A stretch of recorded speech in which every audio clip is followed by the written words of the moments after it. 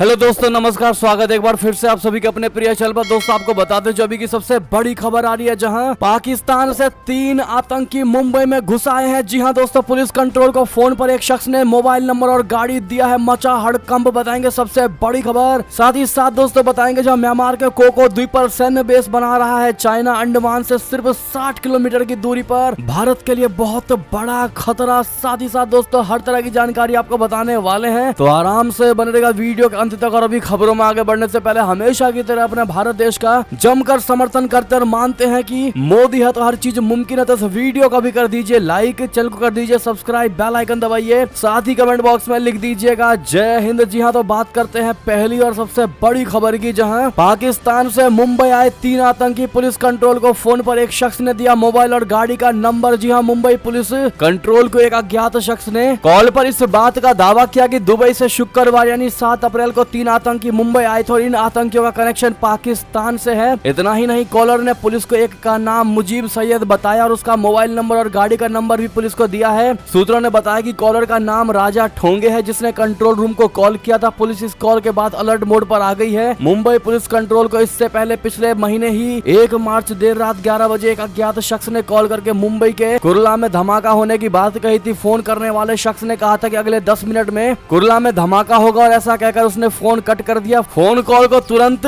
बाद ही पुलिस ने समय जाया ना करते हुए जांच के लिए टीम लगा दी थी। हालांकि घंटों की जांच के बाद पुलिस को वहां से किसी भी तरह की संदेहास्पद चीजें नहीं मिली। मुंबई पुलिस को भले ही इस तरह के कॉल पहले भी आ चुके हो, लेकिन पुलिस एक भी कॉल पर लापरवाही नहीं बरत सकती। इसलिए इस बार भी पुलिस अधिकारियों से सभी को अलर्ट पर रहने के लिए कहा गया है। जी हाँ दोस्तों, वैसे में मुंबई पुलिस अलर्ट मोड पर आ चुकी है दोस्तों और छानबीन लगातार चल रही है। जैसे ही कोई जानकारी आएगी दोस्तों आतंकी से जुड़ी या किसी भी प्रकार की इससे जुड़ी अपडेट आएगी तो सबसे पहले आपको बताएंगे। अगर चैनल पर नए हैं तो सब्सक्राइब और बेल आइकन जरूर दबा दीजिएगा। चलते हैं दोस्तों बड़ी खबर की, जहां म्यांमार के कोको द्वीप पर सैन्य बेस बना रहा है चीन, अंडमान से सिर्फ 60 किलोमीटर की दूरी, भारत के लिए बहुत बड़ा खतरा। बताते हैं भारत के पड़ोसी देशों को अशांत कर चीन लगातार उनका फायदा उठा रहा है। पहले श्रीलंका को कर्ज के जाल में फंसाकर चीन ने उसके हम्बनटोटा बंदरगाह पर 99 सालों के लिए कब्जा कर लिया और अब चीन श्रीलंका से अपना बेस बनाने के लिए जगह मांग रहा है। तो वहीं टाइम्स ऑफ इंडिया की ताजा रिपोर्ट में कहा गया है कि चीन म्यांमार के अंदर भी जासूसी बेस बनाने जा रहा है। बहुत बड़ी और बहुत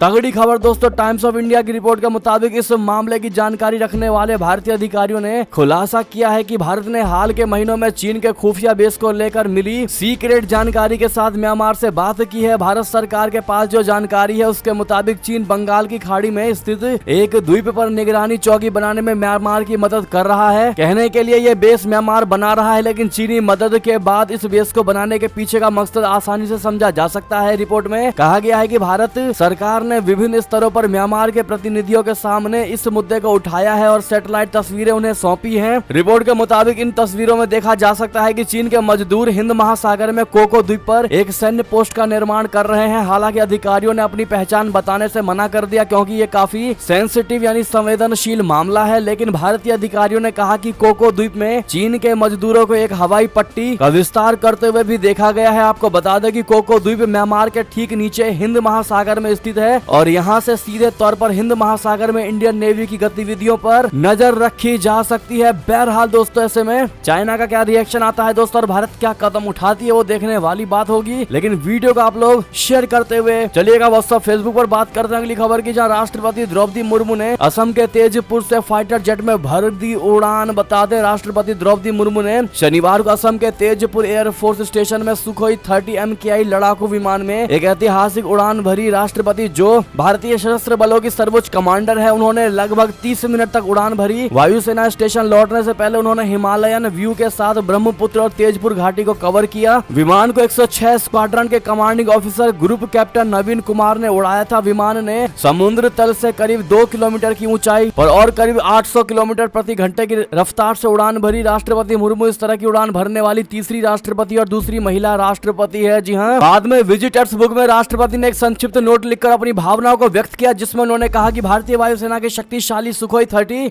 MKI लड़ाकू विमान में उड़ान भरना मेरे लिए एक उत्साहजनक अनुभव था। मुझे गर्व है कि भारत की रक्षा क्षमताओं ने भूमि, वायु और समुद्र की सभी सीमाओं को कवर करने के लिए अत्यधिक विस्तार किया है। मैं इस सॉर्टी के आयोजन के लिए भारतीय वायुसेना और तेजपुर वायु स्टेशन की पूरी टीम को बधाई देती हूँ। बहरहाल दोस्तों, राष्ट्रपति द्रौपदी मुर्मू मुर्मू द्वारा तेजपुर से फाइटर जेट में उड़ान भरने को लेकर आपकी क्या निजी राय होने वाली है, कमेंट में लिखकर अवश्य बताइएगा। साथ ही साथ दोस्तों बात करते हैं अगली बड़ी खबर की, जहां पाकिस्तान पर डिफॉल्टर का खतरा, यूएस थिंक टैंक ने दी बड़ी चेतावनी, कहा कर्ज चुकाना मुश्किल हो जाएगा। जी हाँ, पाकिस्तान इस समय गंभीर आर्थिक संकट से लड़ रहा है, आप सभी जानते ही हैं, लेकिन जीत की सारी कोशिश नाकाम नजर आ रही है। वर्ल्ड बैंक की माने तो पाकिस्तान के करीब 40 लाख लोग गरीबी की चपेट में आ चुके हैं। यहाँ के केंद्रीय बैंक में मुद्रा भंडार 2 बिलियन अमेरिकी डॉलर से भी कम हो गया है। आलम यह है कि रोजमर्रा के सामानों के लिए लोग मरने मारने को तैयार हैं, एक दूसरे के जान के दुश्मन तक बन चुके हैं। लोग कभी आटे के लिए गाड़ियों के पीछे भागते नजर आते हैं तो कभी लंबी लंबी कतारों में खड़े नजर आ रहे हैं। वहीं एक अमेरिकी थिंक टैंक ने पाकिस्तान को लेकर बड़ी चेतावनी दी है। उनका मानना है कि पाकिस्तान को अप्रैल 2023 से जून 2016 यानी 3 साल तक 77.5 अरब अमेरिकी डॉलर का कर्ज चुकाना होगा। जानकारी के मुताबिक United states institute of peace यानी यूएसआईपी ने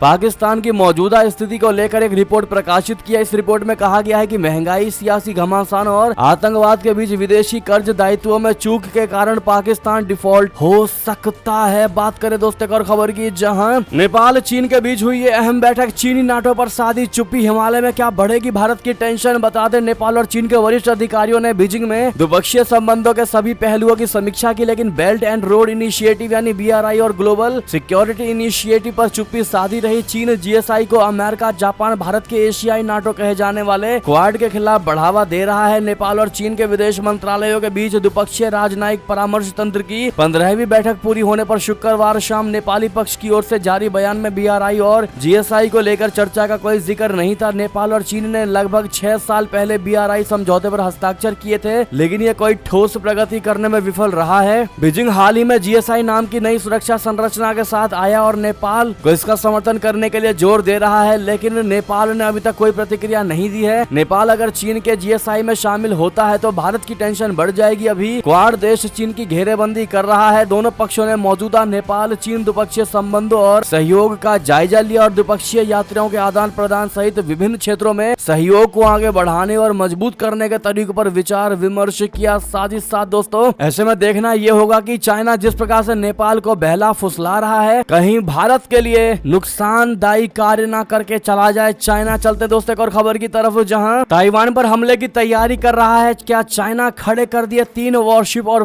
13 फाइटर जेट। जी हां, चीन ने शनिवार को घोषणा की है कि वो ताइवान के समुद्र के पास 3 दिवसीय सैन्य अभ्यास शुरू कर रहा है। पीपुल्स लिबरेशन आर्मी के ईस्टर्न थिएटर कमांड ने कहा कि 3 दिवसीय सैन्य अभ्यास का नाम यूनाइटेड शॉर्प स्क्वाड रखा है। ये युद्ध की तैयारी करने के लिए किया जा रहा है। ये सैन्य अभ्यास 8 से 10 अप्रैल तक चलेगा। ताइवान के रक्षा मंत्रालय ने कहा कि उसने द्वीप के चारों ओर 13 चीनी विमानों और 3 युद्धपोतों का पता लगाया है। अमेरिका ताइवान बैठक के बाद चीन ने सख्त कदम उठाने का संकल्प लिया था। चीन ने गुरुवार यानी 6 अप्रैल को यूनाइटेड स्टेट्स हाउस के स्पीकर केविन मैककार्थी और ताइवान के राष्ट्रपति त्साई इंग वेन के बीच हुई एक बैठक के बाद ताइवान के खिलाफ प्रतिशोध की कसम खाई थी। चीन ने यह कहा था कि अमेरिका गलत और खतरनाक रास्ते पर है। आपको बता दें कि अमेरिका के हाउस स्पीकर केविन मैककार्थी ने बुधवार यानी 5 अप्रैल को ताइवान के राष्ट्रपति त्साई इंग वेन की स्वशासित द्वीप के लिए अमेरिकी सपोर्ट को दिखाते हुए एक शो में शिरकत की। इसमें ताइवान को सपोर्ट दिखाते हुए 1 दर्जन से अधिक अमेरिकी सांसदों के द्विदलीय प्रतिनिधि मंडल भी शामिल थे। चीन हमेशा से ताइवान पर अपना अधिकार जताता है। बात करें दोस्तों अगली खबर की, जहां पाकिस्तान में जल्द चुनाव के आसार हुए खत्म। आर्मी चीफ शहबाज ने चल दी बड़ी चाल, अब क्या करेंगे इमरान खान। बता दें पाकिस्तान के पंजाब प्रांत में जल्द चुनाव के आसार खत्म होते दिखाई दे रहे हैं। पाकिस्तानी सेना के प्रमुख जनरल असीम मुनीर और प्रधानमंत्री शहबाज शरीफ ने राष्ट्रीय सुरक्षा परिषद की अहम बैठक में टीटीपी आतंकियों के खिलाफ 15 दिन के अंदर फिर से बड़े पैमाने पर सैन्य कार्रवाई शुरू करने का ऐलान कर दिया है। पाकिस्तानी विश्लेषकों का कहना है कि सुप्रीम कोर्ट के पंजाब में मई में चुनाव कराने के आदेश के बाद अचानक से सैन्य अभ्यास शुरू करने के पीछे एक बहुत बड़ी चाल छिपी हुई है। विश्लेषकों का कहना है कि पाकिस्तानी सुप्रीम कोर्ट ने सेना को सुरक्षा मुहैया कराने को कहा है, लेकिन अगर वे आतंकी अभियान में व्यस्त रहेंगे तो चुनाव के लिए सुरक्षा कर्मी मुहैया नहीं करा पाएंगे। इससे ना चाहकर भी चुनाव को टालना होगा, जिसकी चाहत पीएम शहबाज शरीफ और आर्मी चीफ जनरल मुनीर रखते हैं। पाकिस्तान की शीर्ष सुरक्षा संस्था एनएससी ने आतंकवाद का सफाया करने के लिए एक समग्र व्यापक अभियान शुरू करने पर सहमत हुई थी। बहरहाल दोस्तों ये थी अब तक की सारी बड़ी खबरें। आपको हमारी खबर कैसी लगी? आशा करता हूँ अच्छी लगी होगी। थोड़ी भी अच्छी लगी तो इस वीडियो को भी अपने भाई बंधुओं में व्हाट्सएप, फेसबुक, ट्विटर के जरिए पूरे भारत में शेयर करना बिल्कुल मत भूलिएगा। और अभी कर दीजिए इस वीडियो को लाइक, चैनल को कर दीजिए सब्सक्राइब। सब्सक्राइब, बेल आइकन दबाइए, साथ ही कमेंट बॉक्स में लिख दीजिएगा जय हिंद जय भारत। तो मिलते हैं आप अगली बड़ी खबर में, तब तक अपना ख्याल रखिएगा। आप सभी का बहुत बहुत धन्यवाद साथ देने के लिए, साथ बने रहने के लिए। जय हिंद जय भारत।